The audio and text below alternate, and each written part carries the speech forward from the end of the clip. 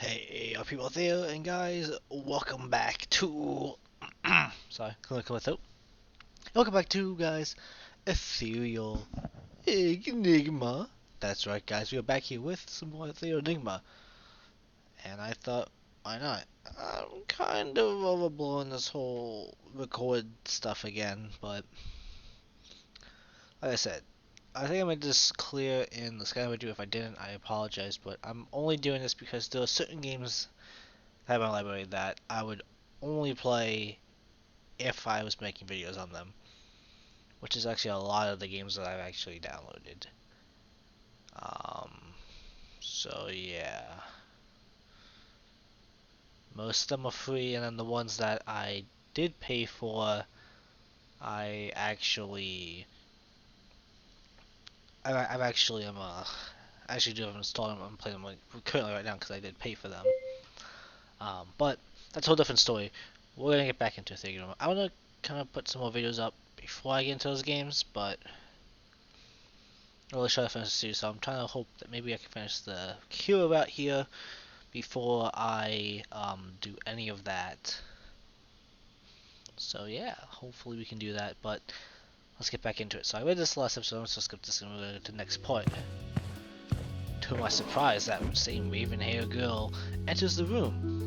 She sits in the nearest open desk, which happens to be next to Kosei. Kosei, stay away from her, she's mine. I catch Kosei and Mina's attention. Look, it's her, the girl I was talking about.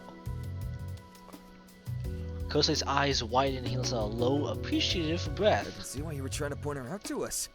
Ah, I guess she wasn't imaginary after all. No, she wasn't imaginary. I'm not imagining people. Yet. Suddenly, the girl looks in odd direction. Both Kosei and Mina immediately look away. Assert my dominance. I just start T-posing over her. Don't make eye contact. I break eye contact, feeling my heart race and a hot blush creep into my cheeks. I can't believe I was just caught staring. How awkward. Does that mean she heard us talking about her too? The thought makes my face feel even hotter. Taking a deep breath, slowly, I begin to calm down. When I sneak another peek at her, she's resumed facing the front of the room.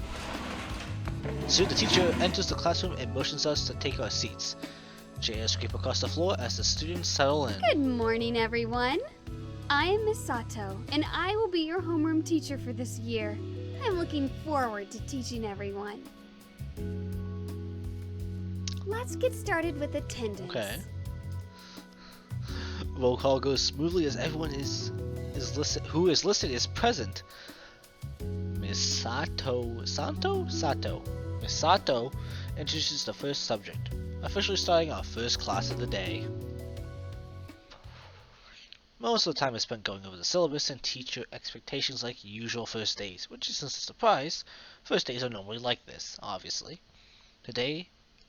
Tomorrow, we will dive into the actual content, like most schools. Anyway, finally, Miss Sato concludes the lesson. We have a few minutes break before the next class starts, and everyone is taking full advantage of it. The groups have reformed, but the whispers snaking around the room are all about the dark-haired girl. Oh. I overhear two students beside me. Hey, you see that girl over there? That's Kira Igarashi. The second student's eyes widen. An Igarashi? Seriously? How do you know? How do you not know? I heard she moved here over the summer. You don't say. He glances back at Kira, who is mine, his renewed interest evident in his tone. The first student laughs, cuffing his friend on the ear. Don't think too much about it. As if she'd be interested in you. She's single, isn't she? She could be.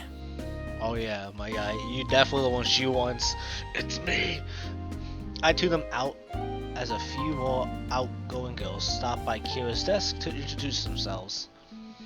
She politely receives them, but seems not interested in furthering the conversation. They quickly depart, and Kira keeps to herself, doodling in a notebook. The Her whispers only intensify from her aloofness. Kosei hops out of his seat and sits on Mina's desk. He gestures for me to come closer, so I do, leaning on the desk with him. What do you think of her? He gestures towards Kira, and Mina glances curiously over to her. Break the fourth wall. To the tell, she's just my type. Yeah, she seems interesting. Let's just go with that. It's safe. Don't be that kind of guy like that other student. She's definitely different than most of the other students here. Yeah, she's really mysterious. Makes you want to get to know her better. Maybe. I sneak another glance her way. She's all everyone is talking about. Well, she is an Igarashi. Do you think she's related to the tech conglomerate Igarashi? Everyone knows the Igarashi brand. Oh, name and brand. Along with major companies like Sunsang. The software and electronics dominate the industry. He shrugs. It's not exactly a common name. Have you ever met an Igarashi who wasn't related to them? He pauses. Or any Igarashi for that matter. He's not wrong. I've never met an Igarashi before. I shoot a glance her way. Kira continues to be focused on her notebook. I wonder how she feels with all this attention. Koshi looks dead at Mina. I'm kinda surprised you haven't already gone over to introduce yourself. She already looks uncomfortable. Why would I pile even more attention on her? Because she's a cute, single girl? Mina raises her eyebrow. And that's relevant to me how? It's relevant to every single guy in here. I'm not a guy. Oh, Could've Jesus. fooled me. Oh wow, Bloody hell, how mate. clever. How long were you waiting to use that one? Thankfully, the next instructor enters the classroom before they can continue bickering. We all quiet down. Kosei and I return to our seats, as do the other students. Once we're all seated, the teacher begins the next lesson.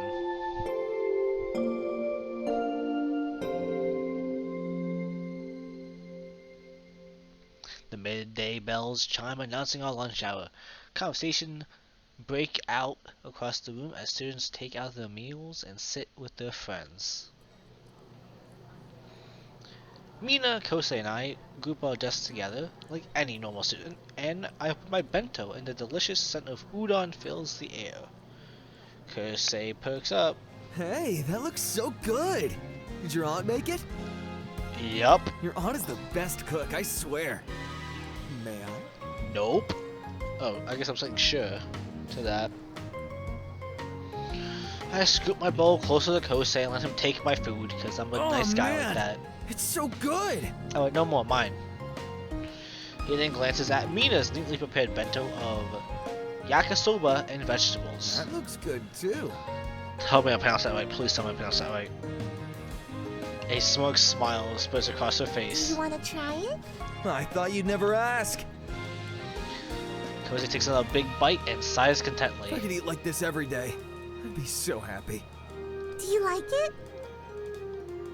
He reaches to steal more Yeah, food. it's amazing. Why, thank you. Kosei stares dead at her, his chopsticks still in midair. Why are you thanking me? Because I made this delicious lunch that you enjoy so much. You made this? Yep. She beams proudly at Kosei. And he looks back and forth between the food and Mina. It's not just edible. It's tasty. That's the point. You tricked me. Watch with amusement. This is what I would do. I'm gonna eat while watching you guys. I continue eating as my gaze flicks back and forth between the pair. Kosei puts down his chopsticks and What waits. are you doing? I'm waiting for the inevitable food poisoning to happen. She crosses her arms as expected. Really? Finally, Kosei relaxes. Still alive. In that case, He picks up his chopsticks again and attempts to steal more food, but is blocked. Can't insult it and then go for more. She's right, Kosei, you can't do that. I shake my head and dive back into my udon. After a small lull in the conversation, Kosei picks up again. Oh, hey! Did I tell you guys I got a new job? Really? That's wonderful. Where is it? He crosses his arms and grins. At the new arcade! Wow, that's actually amazing, dude. I know, right? He chuckles and leans back in his chair. I'm finally saying goodbye to the simple life of a ramen shop assistant. Trust me, my new gig is incredible. The stuff I get to work with is top notch. You must be talking about the games. I bet there's some really cool ones that we don't even get to play. That's amazing. We're gonna have to visit you sometime. You should. I'm happy for you, man. Thanks. I know Kosei wasn't too thrilled about his old job at the ramen shop. I'm happy to see him move on to something he'll actually enjoy. How's it working at the bakery? We all know what I have to do here. I flash him a grin. I need to make money somehow. It's better than just loafing around. Yo, he's got the jokes too. Yeah, we're just, rolling out dough. We both stare at her with blank expressions. We stare dead at her, into her soul. What? You mean rolling in dough? She falters. No, you know, like when you roll the dough. We both stare at her again. Dead ass stare at her and suck her soul out. She crosses her arms. Whatever. Your puns were lame anyway. This is why I leave up the puns to the professionals, Mina. Thank you. Our conversations meanders into a more tribal thing. And before we know it, lunch is over. We put our stuff away and return to our desks, to the original positions. After everyone has settled down, the teacher begins class. The rest of the day goes by faster than I anticipated. Our first day is over. I sling my bag over my shoulder and I follow Mina and Kosei out of the classroom. Hey, do you guys want to hang out somewhere? Sorry, I can't. I promised a friend we'd meet up after class. Don't have too much fun without me. No, screw your Don't friend. worry, we will.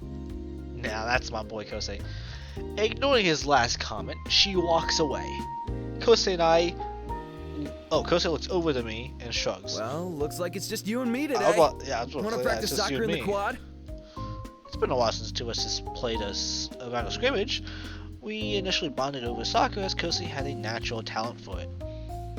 He was even good enough to join the junior high team, but never did. I'd be down for that, my guy. Let's go. The two of us make our way to the open field behind the school. It's empty except for the scattering of students milling about.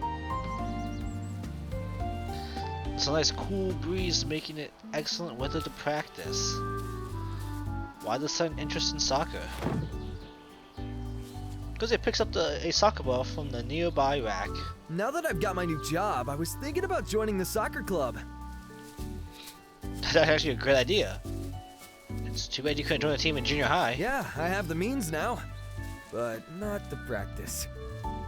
This new job must afford him more time for club activities. His old job was really demanding and took up a lot of his schedule. And when he wasn't working, he was usually babysitting his siblings.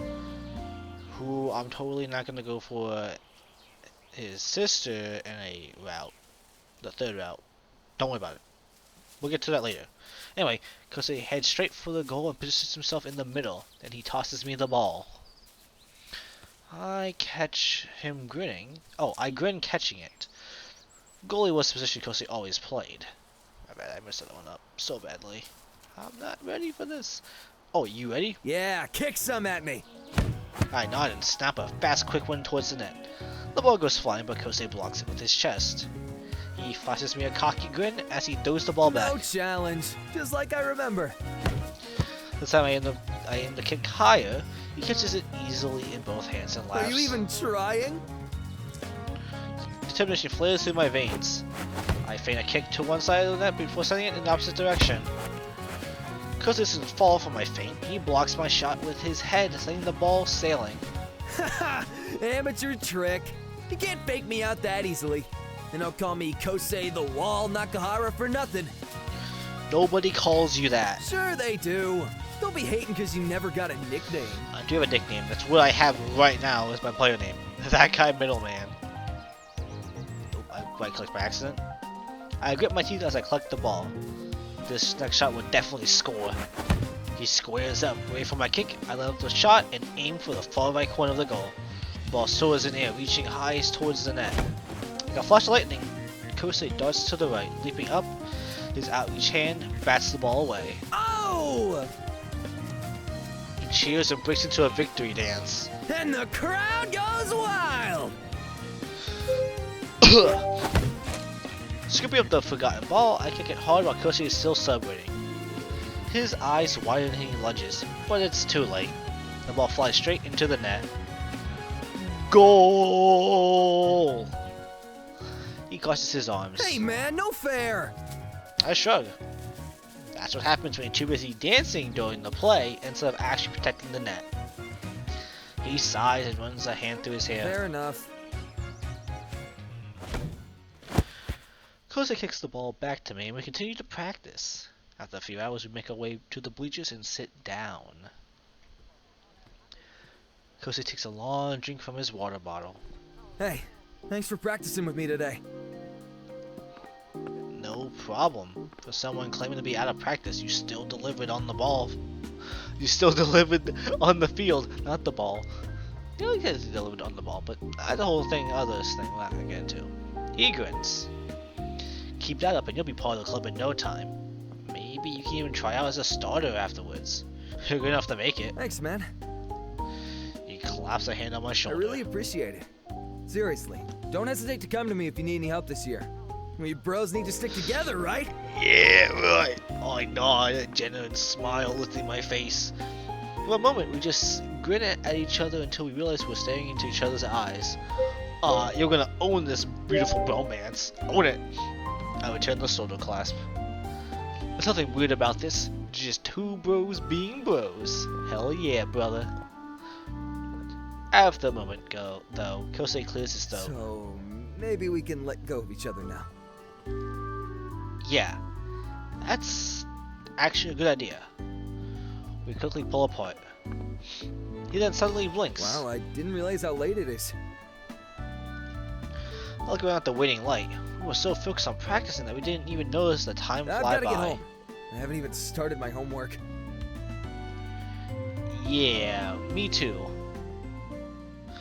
After we're both packed, Kosei waves and then we walk off.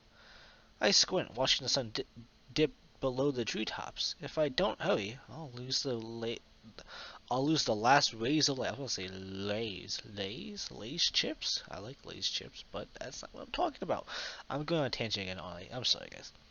As I head off the field, I decided to take a different route home, cutting through the shrine. So what's this? Wait, the shrine? Like this town shrine, I guess. I don't know. It's supposed to be a shortcut through the neighborhoods. Given that it's already so late in the day, I should try it. I make good time, and it's not long before I see the shrine. The groundskeepers rhythmically sweep the gate, bowing to me as I pass through. This place is surprisingly empty for being a shrine, but then again, it is late in the day, with the exception of an elderly woman in front of the offering box. She turns around and a few notes of cash drop out of her pocket. Return the money, obviously. Don't be a dick. She's right there. Give it to her. Anyway, scooping up the cash, I rush over to the old woman. Excuse me. I think you dropped this. Oh, thank you, young man. No problem. She gratefully accepts the money back and returning it to her pocket. Not everyone would have returned this to its rightful owner. Some may have kept it for themselves. It's just the right thing to do, ma'am. I wouldn't do that. Turning it is the right thing to do. She offers me a wrinkled smile. You're a good man. I don't know about that. Thank you, but I just did what anyone should. Since that's now taken care of, I should be heading back. Well, I won't continue to disturb you any longer. Have a good night. Wait! Don't be so hasty. She gives me a look for some reason. A shiver runs down my The spine. evening is young, and the ethereal energy dances among us. If you make an offering at the shrine tonight, your prayer may just be answered. Okay, thanks? Ethereal energy? That's not a thing. Besides, everyone comes to the shrine to pray, hoping that their wishes come true. Astral continuum aligns. Your timing tonight is no mere coincidence.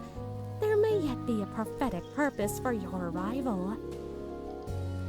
Well, this conversation took a turn for the strange.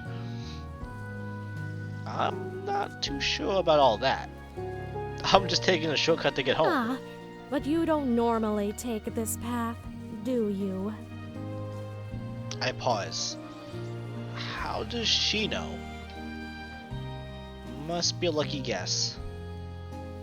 My pause is enough to grant another crinkled grin. Exactly. Feel the energy and look into the ether. Let not this opportunity go to waste. A rustling sound distracts me and I look back towards the gate. A distorted howl follows. What was that? Another shiver runs down my spine. Was that ethereal nonsense real? After a moment, a small dog runs out. I let out a breath I've been holding on to. Oh, of course not. When I turn back to... Oops, I clicked again by accident. When I turn back to the old woman, she's gone. Where did she go? Scanning around me, I remain alone. Even the groundskeepers have disappeared. That's not ominous at all. Maybe there's something mysterious going on tonight. Shaking my head, I scoff. What am I saying? There's nothing special about today. I just happened to run into an old lady who's probably going senile, that's all. And yet, my gaze is drawn back to the offering box. Is it possible that my wish could come true?